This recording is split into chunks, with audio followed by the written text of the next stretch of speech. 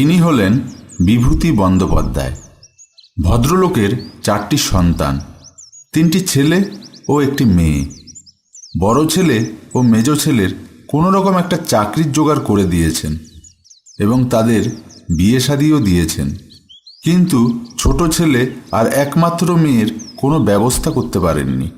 মেয়েটি পড়াশোনায় বেশ ভালো, ইচ্ছে আছে ভালো পাত্র দেখে মেয়েটির বিয়ে দেয়া, কিন্তু ছোট ছেলেটি পড়াশোনায় তেমন মাথা নেই। দুবার উচ্চ মাধ্যমিকে ফেল। উচ্চ মাধ্যমিকটা পাশ করলে ওনার বন্ধুকে ধরে কোনো রকম একটা চাকরিতে ঢুকিয়ে দেবেন।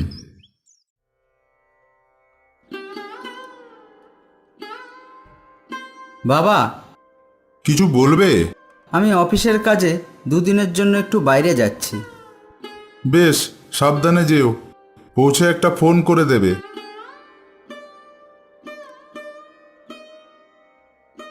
ও বাবা, এই নাও এই মাসের টাকাটা।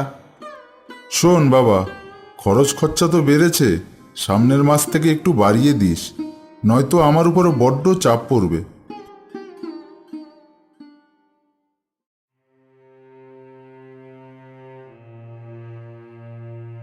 কি রে, তুই কলেজে যাবি না? না মা, আজকে আর কলেজে যাওয়া হবে না। ও মা, খিদে পেয়েছে, খাবার দাও, তাড়াতাড়ি দাও, স্কুলে যাব। তোর বলতে লজ্জা লাগে না? তোর ছোট বোন কলেজে পড়ে আর তুই এখনো স্কুলে পড়িস?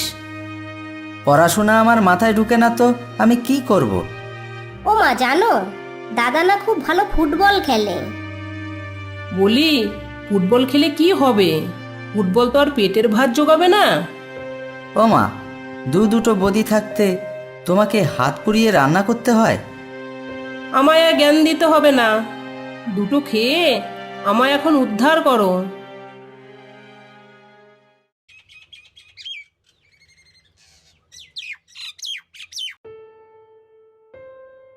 কি গো, তোমার আজকে এত দেরি হলো? অফিসে বড্ড কাজের চাপ। মা আজকে ফোন করেছিল, তোমার মনে আছে তো? হ্যাঁ, মনে আছে। তোমার বোনের বিয়ে, নেকলেসটা আমায় দিতে হবে, তাই তো? শুধু নেকলেস নয়, ছেলের আংটিটাও কিন্তু তুমি দেবে বলেছিলে। ঠিক আছে, বলেই যখন ফেলেছি তাহলে দেব।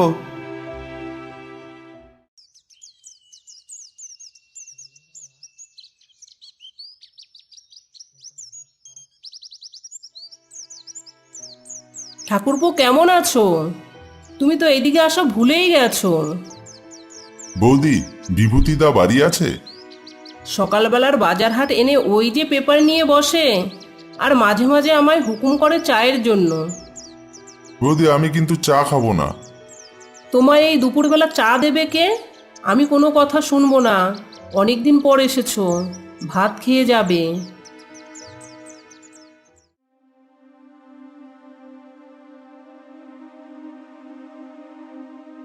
অখিলেশ, এসো এসো, বসো। পূর্ণিমা, 2 কাপ চা নিয়ে এসো। বিভূতিদা, ওটি হবে না, তুমি আমার ছুতানায় আরেক কাপ চা খাবে? বৌদির হুকুম, দুপুরবেলায় খাওয়া দাওয়া করে যেতে হবে। আমার কিছু করার নেই, হোম মিনিস্টার যখন বলেছে তখন তো তোমায় খেতে হবেই। কাজের কথায় আসা যাক, তোমার কাছে এসেছিলাম নন্দিনীর বিয়ের ব্যাপারে কথা বলতে। নন্দিনীর বিয়ে? কেন, মেয়ের বিয়ে দেবে না? দেব, কিন্তু মেয়ে তো এখনো পড়াশোনা করছে। পড়াশোনা করছে তো কি হয়েছে, ভালো সম্বন্ধ তো আর সব সময় পাওয়া যায় না।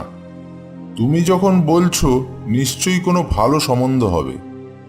বিভূতিদা, আমাদের জজ সাহেব প্রসূন ব্যানার্জি কলেজের অনুষ্ঠানে গিয়েছিল, সেখানে তোমার মেয়ের গান শুনে একদম মুগ্ধ। ব্যানার্জি বাবু তার একমাত্র ছেলের জন্য তোমার মেয়ের কথা বলেছিল। এত বড় লোকদের সঙ্গে আমরা সম্বন্ধ করতে পারবো? কেন পারবে না? ব্যানার্জি বাবুর কোনো দাবি দাবা নেই। সেই সব ঠিক আছে, কিন্তু আমি মেয়েটাকে তো খালি হাত পায়ে পাঠাতে পারবো না। ঠিক আছে, তুমি বাড়ির সবার সঙ্গে আলোচনা করে তারপর সিদ্ধান্ত নাও। এইদিকে বিভূতিবাবু বাড়ির সকলকে নিয়ে নন্দিনীর বিয়ের ব্যাপারে আলোচনায় বসে। দেখো, যতদিন আমার চাকরি ছিল সংসারে তোমাদের খাওয়া পড়ার সমস্ত কিছু আমি সামলেছি, কিন্তু আজ আমি অসহায়, কন্যাদায়গ্রস্ত। নন্দিনীর জন্য একটা ভালো সম্বন্ধ এসেছে, পাত্রপক্ষের কোনো দায় দাবি নেই, কিন্তু আমি তো পিতা, মেয়েকে তো খালি হাতে বিদায় করতে পারি না। আজকে আমার সন্তানরা ছাড়া আমার কাছে আর কোনো সম্পদ নেই। দেখো বাবা, সংসারে খরচ খরচা দিয়ে হাতে আর সেরকম কোনো টাকা পয়সা থাকে না। তোমাদের কি থাকে না থাকে সেই হিসেবটা আমার ভালো করে জানা আছে, অতটুকু অশিক্ষিত আমি নই। তাহলে আপনি বলুন আমাদের কি করতে হবে? আজ তোমাদের আদেশ করার মতো অধিকার আমার নেই, বড়জোর অনুরোধ করতে পারি। বিবেক, তুমি তোমার বোনের বিয়ের সোনাদানার ব্যবস্থাগুলো যদি করতে পারো। আর অভিক, অনুষ্ঠানটা খুব একটা বড় করব না, পাত্রপক্ষের লক্ষ্যটাকে তো খাওয়াতে হবে, সেই দায়িত্বটা যদি তুমি নাও। আর অয়ন, তোমার তো সেরকম কোনো পরিস্থিতি নেই, তবুও তোমার বোনের বিয়ে বলে কথা, তোমার তো কিছু কর্তব্য থাকে। বোনের কাপড় চোপড়ের দায়িত্বটা যদি তুমি নিতে পারো। বাবা, আমি টাকা পাবো কোথায়? আমি যদি কোনো চাকরি বাকরি করতাম তাহলে আপনাকে কোনো দাদার কাছে হাত পাততে দিতাম না। চুপচাপ থাকলে হবে না, বুঝেছো? তুমি সোজাসুজি বলে দেবে, অত কিছু দিতে পারবো না।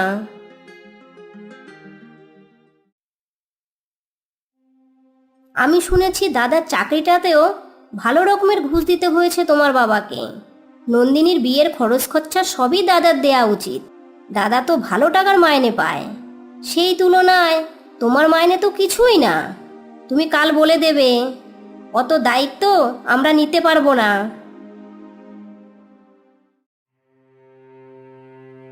বাবা, 10-20 হাজার টাকার ব্যাপার হলে একটা কিছু ভাবা যেত, কিন্তু বিবেক, থাক বাবা, তোমায় কিছু দিতে হবে না। অভিক, তোমারও কি কোনো বক্তব্য আছে? বাবা, অত বড় দায়িত্ব আমি নিতে পারবো না। তার থেকে অয়নকে আপনি যেই দায়িত্বটা দিয়েছেন সেই দায়িত্বটা বড়জোর আমি নিতে পারি। না থাক, এইটুকু দয়া নয় আমার প্রতি নাই দেখালে।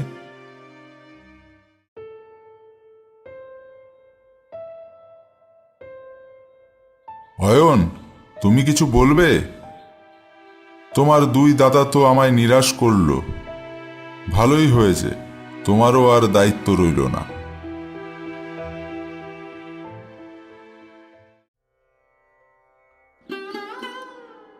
পূর্ণিমা, আমি সিদ্ধান্ত নিয়েছি বাড়িটি আমি বেচে দেব।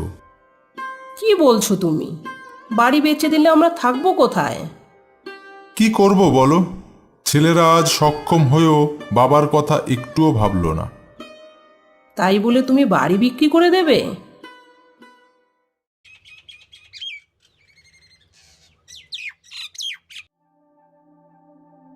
পূর্ণিমা, এক কাপ চা দাও। দেখি আজকের পেপারটা।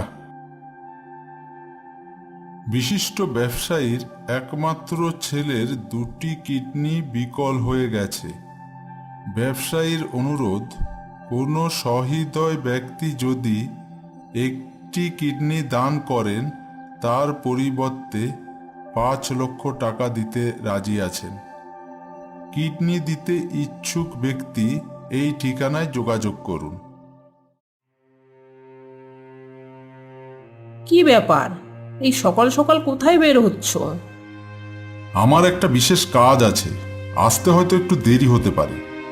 দুপুরে তুমি খাওয়া দাওয়া করে নিও, আবার আমার জন্য বসে থেকো না।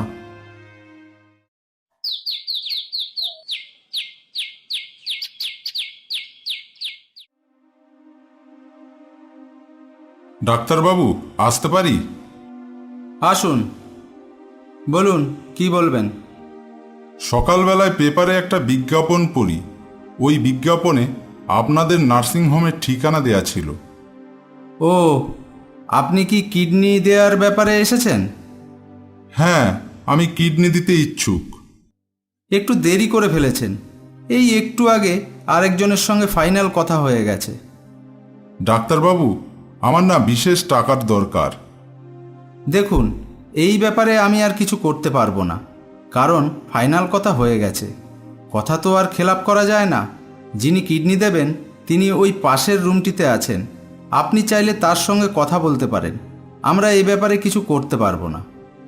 ডাক্তারবাবু, আপনি বুঝতে পারছেন না, আমার যে ভীষণ টাকার দরকার। আমি বড় আশা করে এসেছি। এক কাজ করুন, যে লোকটি কিডনি দিচ্ছে আপনি তার সঙ্গে কথা বলুন। আপনি তাকে যদি রাজি করাতে পারেন আমাদের কোনো আপত্তি নেই। তাহলে